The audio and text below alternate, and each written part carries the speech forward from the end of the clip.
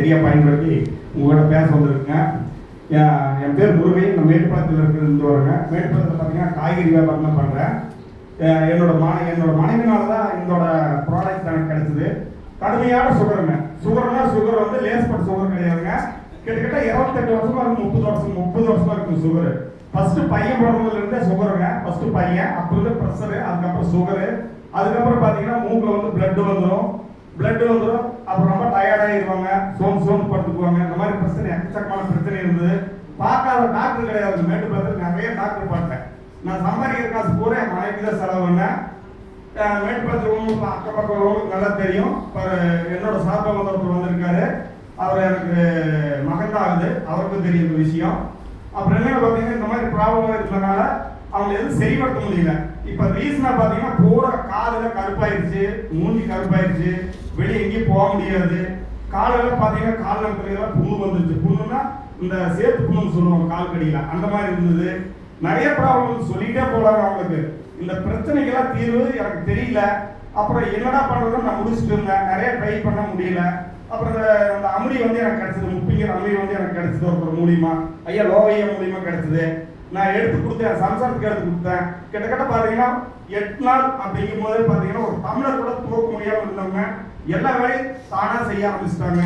அப்புறம் 8 நாள் போது பார்த்தீங்கன்னா வீடு கொடுத்தாங்க. 16 நாள் போது பார்த்தீங்கன்னா சமைக்கிறதுக்கு போனாங்க. அப்போ பார்த்தீங்கன்னா ஹோட்டல் சாப்பிட்றது நான் அதிகமாக சாப்பிட்ருந்தேன். அப்போ வீட்லேயே அவங்க சமைக்க ஆரம்பித்தாங்க. வயிறு நிறையா சாப்பிட்டாரு. இப்போ பார்த்தீங்கன்னா ஆள் கண்ணாடி மாதிரி இருக்கிறாங்க, தகதகதான் இருக்காங்க. பொம்பளை சாரி முந்தானே வந்தாரு, கட்டி கொடுத்து வந்தாரு வீட்டுக்கு. அவர் பார்த்தோன்னா பாட்டு என்ன சித்தி ஒரு மார்க்குமா இருக்கு, நல்லா இருக்காங்களே, இந்த மாதிரி இல்லையே. ஆள் பார்த்தீங்கன்னா கலராயிட்டாங்க. பார்த்தீங்கன்னா நல்லா கருகருன்னு இருந்தாங்க. இப்போ பார்த்தா அடையாளம் தெரியாது, வெள்ளையாயிட்டாங்க. எப்படி ஆனாங்கன்னே தெரியலைங்க. அந்த மாதிரி இருக்காங்க. ஆள் சுறுசுறுப்பாக இருக்காங்க, எல்லா வேலையும் செய்கிறாங்க, நல்லா ஆக்டிவ் இருக்காங்க, நல்லா பேசுகிறாங்க. அப்புறம் எனக்கு பார்த்தீங்கன்னா சமய காலம் பார்த்தீங்கன்னா ஒரு வருஷத்துக்கு முன்னாடி எனக்கு வந்து காய்ச்சல், டைபாய்டு காய்ச்சல் வந்துச்சுங்க. ராமகிருஷ்ணா கொண்டு போய் என்னை நைட் கொண்டு போய் அட்மிஷன் பண்ணுறாங்க. அட்மிஷன் பண்ண என்ன பிரச்சனைன்னு கேட்டீங்கன்னா எனக்கு அது தெரியாது, என்ன நடந்ததுன்னு தெரியாது. காய்ச்சல் மட்டும் அதிகமாக வந்து கடுமையான காய்ச்சல். ஹாஸ்பிட்டலுக்கு போகும்போது டாக்டர் கிட்ட செக் பண்ணி பார்த்து இசிஜி எல்லாம் எடுத்தாரு. இவருக்கு வந்து ஹார்ட் வந்து பம்பிங் வந்து கம்மியாக இருக்குன்றார். ஏஞ்சோ கண்டிப்பாக பண்ணி ஆகணும். இவருக்கு ரொம்ப மூச்சு வந்து குறைவாக வருது, இவருக்கு டைபாய்டு அதிகமாக இருக்குன்னா மூச்சு குறைவாக வருது. இது வந்து காய்ச்சல் சரியாக முன்னாடி கண்டிப்பாக வந்து இவருக்கு ஆப்ரேஷன் பண்ணோட சிச்சுவேஷன் வந்துடும். நீங்கள் கோயம்புத்தூர் ஹாஸ்பிட்டலில் போய் கண்டிப்பாக வந்து எல்லாமே எடுத்து வந்துருங்க அப்படின்ட்டார். இதுதான் ரீசன் சொன்னாங்க. அப்புறம் இவங்க எல்லாம் வீட்டிலலாம் பயந்துட்டாங்க. சரி ஏற்கனவே உடம்பு சொல்லிருந்தவங்க இப்போ தான் ரெடியாக இருக்கிறாங்க. அப்புறம் என்னைய போக சொன்னாங்க இந்த மாதிரி கோயம்புத்தூர். நான் மாட்டேன்ட்டாங்க. ரொம்ப கெஞ்சினாங்க, நான் போகல. ஏன்னு கேட்டாங்க, ஏமா 30 வருஷமா இருந்த பிரச்சனை உனக்கு இதில் சரியா இருக்குது, எத்தனையோ டாக்டர்கிட்ட பார்த்தோம், எனக்கு போனாலும் அதே மாதிரி தான் இருக்கு, எதுக்கு ட்ரை பண்ணி பார்க்கறேன் ஒரு டைம் சொல்லி ட்ரை பண்ணி பாருங்க. ஐயா சொல்லாருங்க, செல்லவர் ஐயா கண்டிப்பா சொல்றீங்க, பலத்தை பாராட்டு கொடுங்க.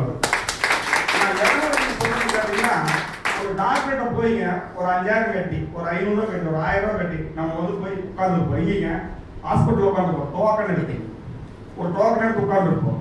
அவரு ஒரு நாள் பூரா டைம் வேஸ்ட் பண்ணுவோம். அவர் என்ன பண்ணுவாருங்க, போன உடனே ஒரு கவுன்சிலிங் வந்து கொடுப்பாரு. முன்னாடி பீஸ் பார்த்தீங்கன்னா அதுக்கு ஒரு பீஸுங்க, மாத்திரை ஒரு பீஸ். இது தொடர்ந்து நடந்துட்டே தான் இருக்கும், எந்த பலனும் இருக்காது, இப்படியே தான் இருக்கும்.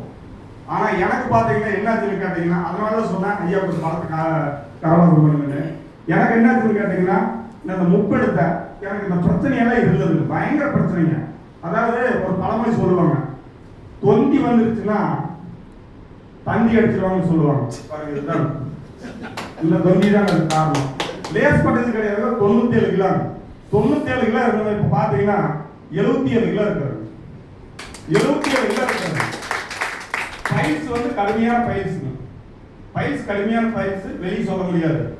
கால் வலி பார்த்தீங்கன்னா பயங்கரமா இருக்கும், கொஞ்ச நேரம் நிற்க முடியாது. இந்த மாதிரி ரொம்ப நேரம் பேசுனா மூச்சா மாடிப்படி ஏற முடியாது. ஆனால் வட்டல் நிறையா சோறு கொடுத்தா மட்டும் நிறைய சாப்பிடுவோம். இதனாலதான் இந்த மாதிரி வந்துச்சுங்க. அப்ப என்ன கேட்டீங்கன்னா, இதுல இருந்து நான் வெளியே வரக்கு என்ன பண்ணணும்னு கேட்டீங்கன்னா, முப்பெடுத்தா பாத்தீங்கன்னா இப்ப யாரும் எனக்கு அடையாளம் தெரியுது இல்லைங்க.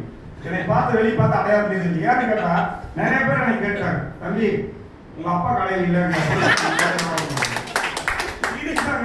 கேட்டுட்டாங்க. இன்னைக்கு கேட்டாங்க ஒரு லேடி, ஒரு லேடி வந்து இன்னைக்கு கேட்டாங்க, காய்கறி வியாபாரம் தான் பண்றேன், வியாபாரம் பண்ணிட்டு இருக்கு, எப்ப அப்பா இல்லையா கேட்டேன், ஒரு 80 ரூபாய்க்கு வாங்க எல்லாமே வாங்கிட்டு உங்க அப்பா இல்லையா, ஏன்னா என்ன ஓகே சரி சரி எங்க அப்பாங்களா வெளியே போயிருக்காரு, வெளியே போயிருக்காருன்னு சொன்னேன். உண்மையை சொன்னேன். ஏன்னு கேட்டீங்கன்னா எனக்கு நிறைய பேர் பாக்குறாங்க, நான் போகும்போது பாத்தீங்கன்னா வேஸ்டி சும்மா சிம்பிளா தான் போகும், காய்கறி வியாபாரம் பண்ணும்போது எப்படி இருக்குங்க, நான் இந்த மாதிரி இருந்தா யாரும் பக்கத்தில் வர மாட்டேன், இந்த மாதிரி அதனால வேஸ்டி சட்டை நார்மலா இருக்கும், என்னை பார்த்து அடையாளம் தெரியாது. அப்புறம் அதே பாத்தீங்கன்னா ஏதோ போகும்போது வெளியே போகும்போது இப்படிதான் வருவேன். அப்ப இந்த மாதிரி பாக்குறவங்க மேற்படுறது பாத்தீங்கன்னா நல்ல பழகணும், 10 வருஷம் 20 வருஷம் பழகுங்க, போயிட்டே இருப்பேன், நான் போயிட்டே இருப்பேன், என்னை பார்ப்பாங்க, என்னை பார்த்தாங்க இப்படி வருவாங்க அப்படிம்பாங்க, மறுபடியும் போயிடுவாங்க, மறுபடியும் பார்ப்பாங்க, நான் பார்த்து பேசுறது பார்க்காத மாதிரி என்னதான் பண்றாங்க. அவர் வந்து பார்த்தாரு, என்னை பார்த்துட்டு சுத்தி பண்ணி பார்த்து hello sir what you want, அவர் திருத்துன்னு முடிக்கிறாரு. இவனுக்கு தமிழ் தவிர எதுவும் பேச தெரியாது, இவனால வாட்டி வாங்கிக்கிறான். அப்ப இவன் வேற ஏதாவது நினைச்சிட்டாங்க. நான் வேணும்தான் கேட்டேன், கேட்டது அவங்க திருத்தத்துன்னு முடிச்சாரு. முடிச்சு ரெண்டாவது வந்து எனக்கு பேசினாரு, இல்லைங்க உங்க மாதிரியே ஒரு ஆள் இருக்காங்க, வாட் ப்ராப்ளம் சார் அப்படின்னா. அவர் மறுபடியும் முடிச்சாரு, இல்லை இல்லைங்க நான் வேற ஆளுங்க சாரிங்க அப்படின்னாரு. அப்புறம் கொஞ்ச நேரம் கழிச்சு மறுபடியும் ப்ராமிஸ் ஆகும், மறுபடியும் வந்து கொஞ்ச நேரம் கழிச்சு ஹலோ வருண் எனக்கு தெரியல, தெரியும் நீங்க அப்படின்னாரு. உங்க தம்பி ஏன் ஆர்டர்ஸ் இருக்காங்களா உங்க மாதிரி இருக்காங்க, ஆமாங்க என் தம்பி தாங்க அவர் அப்படின்னா. நான் அப்படியே சொன்னேன், நம்பிட்டேன். அப்புறம் கொஞ்ச நேரம் பில்டப் போட்டு சொன்னாங்க, இல்லை நான் தான் இருந்தேன் எனக்கு தெரியலையா அவருக்கு அப்படின்னா. இல்லை நான் பார்த்து 2-3 மாசம் தான் ஆச்சு, உங்களை பார்த்தா அங்கே பார்க்கும்போது வேற மாதிரி இங்கே பார்த்தா இந்த மாதிரி இருக்கேன் அப்படிங்கிறாரு.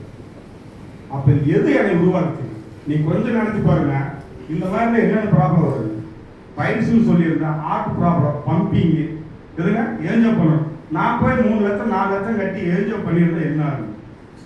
நான் எப்பப்போ வந்து சட்டை கட்டணும் அப்பெல்லாம் ஞாபகம் வரும். யாரே கூப்பிட்டேனியா ஏதாவது ஒரு சின்ன ஒரு பொருள் தூக்க சொன்னா, இல்லைங்க நான் என்ஜோ பண்ணியிருக்கேன், என்னால் பண்ண முடியாது.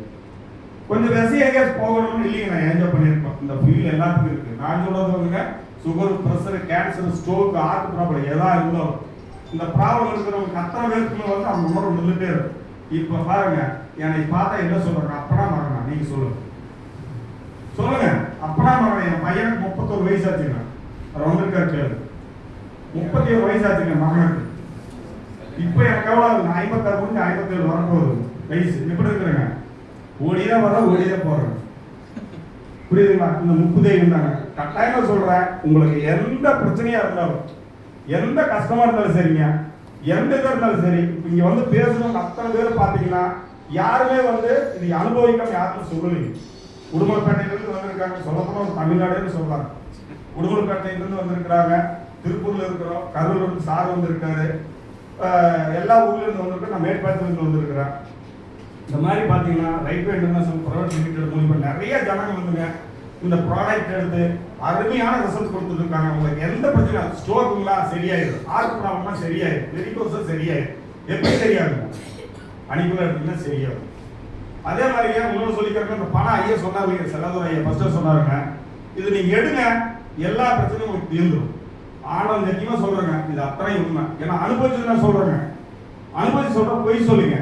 இந்த ப்ராடக்ட் வீட்டுக்கு வரும்போதுங்க என் கையில பணம் கிடையாது, என் மனைவிகளுக்கு கொடுக்கும்போதே பாதி பணம் தான் இருந்தது, கம்மியாக தான் 2 பொருள் தான் எடுத்து கொடுத்தா, அதுக்கப்புறம் வந்து மறுபடி வாங்கினேன். நான் சாப்பிடும்போது கிட்ட இது கிடையாதுங்க, டெய்லி ஃபைனான்ஸ் 50,000 ரூபாய் வாங்கணும் ஃபைனான்ஸ். என் தாய் சத்தியமா சொல்றாங்க 50,000 ரூபாய் ஃபைனான்ஸ் வாங்கணும். 50,000 ரூபாய் ஃபைனான்ஸ் வாங்கினா நான் 32,500 கிட் எடுத்துருக்கேன். கிட் எடுத்து சாப்பிட்டு அதுக்கப்புறம் பார்த்தீங்கன்னா ஐயா சொன்னார், எப்படி வந்து ஏது வருது எழுத்து வெளுத்து எப்படி வந்துன்னு தெரியலீங்க. இன்னைக்கு ஒரு வீட்டுக்கு 3 வீடு எப்படி இருக்குன்னு எனக்கு தெரியாது, எப்படி எனக்கு வந்ததுன்னே தெரியாது, எந்த வழியை காசு வருதுன்னே தெரியாது, எந்த வழியை வியாபாரம் ஆகுதுன்னே தெரியாது.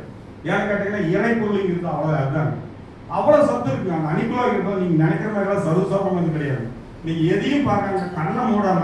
அதான் நான் சொல்றேன், ஃபர்ஸ்டே சொல்லும்போது வந்து முப்பு தெய்வம், அமுதிங்கிற முப்பு தெய்வம் என்னங்க, என்னோட குலசாமி, என்னோட தெய்வங்க, எனக்கு என்னையும் என் குடும்பம் வாழ வச்ச தெய்வம். இதே மாதிரி பார்த்தீங்கன்னா நான் மேட்டுப்பாளையத்தில் கொடுத்துங்க, நான் பண்ணுறது காய்கறி வியாபாரம், மஸ்குலர் டிசீஸுங்க. அது சொன்னாங்க, எந்த அளவுக்குன்னு எனக்கு உண்மையாக தெரியல. அவர் சொன்ன ரீசன்லாம் கேட்டுக்கிட்டேன். லோகையோ வந்து எனக்கு பார்த்தாருங்க, லோகையோ வந்து பார்த்தாரு. அந்த பையனுக்கு மஸ்குலர் டிசீஸுங்கிறது வந்து தசை தெரிவு நோய், மருந்தே கிடையாது இருப்பாங்க. எங்கெங்க போனாங்க, கேரளா போனாங்க, கேரளா போயிருக்காங்க, தமிழ்நாடு வேலூர் போயிருக்காங்க, பெங்களூர் போயிருக்காங்க, ஆந்திரா போயிருக்காங்க, எல்லா இடத்துல போனாங்க. சரியாது சரியாது அவர் வீடியோ போடணும்னு இருக்காங்க, கொஞ்சம் ரிசல்ட் எடுத்து போட்டுக்கலாம் அப்படின்ட்டுங்க கொடுத்து 15 நாள் 16வது நாளுங்க உட்காந்து இருந்த தம்பிங்க சோபா பிடிச்சி நடக்க ஆரம்பிச்சாரு. சோபா பிடிச்சி நடக்க ஆரம்பிச்சாரு. இப்ப ஒரு 2 வாரத்துக்கு முன்னாடிங்க 27 வயசு நம்ம தம்பிக்கு தொப்புல சீ வருதுங்க. எப்படி இருக்குங்க? டாக்டர்கிட்ட போனதுக்கு லேப்ரோஸ்கோப் பண்ணி இது ஓல்ஸ் பண்ணி இது எடுத்து ஒரு 4 மாசம் 5 மாசம் ரெஸ்ட்ல இருக்கணும். சின்ன பையன் இது வந்து தொப்புள்படி 3 பகுதி இருக்கு, அதுல கட் பண்ணதுல வந்து ஒரு பகுதி வந்து தவறா கட் பண்ணிட்டாங்க, இதனால வந்து போற சீல் ஏறிச்சு, இது ஒண்ணுமே பண்ண முடியாது அப்படின்னு சொன்னாங்க. லோகையை பார்த்தாருங்க, அதுக்குள்ளான வீடியோ ஆதாரங்களா இருக்கு, அதை வேணா போட்டு வேணா காமிக்கிறேன். அது என்ன பண்ணாரு கேட்டீங்கன்னா ஸ்ப்ரே அடிச்சுட்டார். சொன்னது இல்லை, அந்த ஸ்ப்ரே அடிச்சா எப்பேற்பட்ட பிரச்சனையும் சரியா இருக்கும். அந்த ஸ்ப்ரே அடிச்சுட்டார்.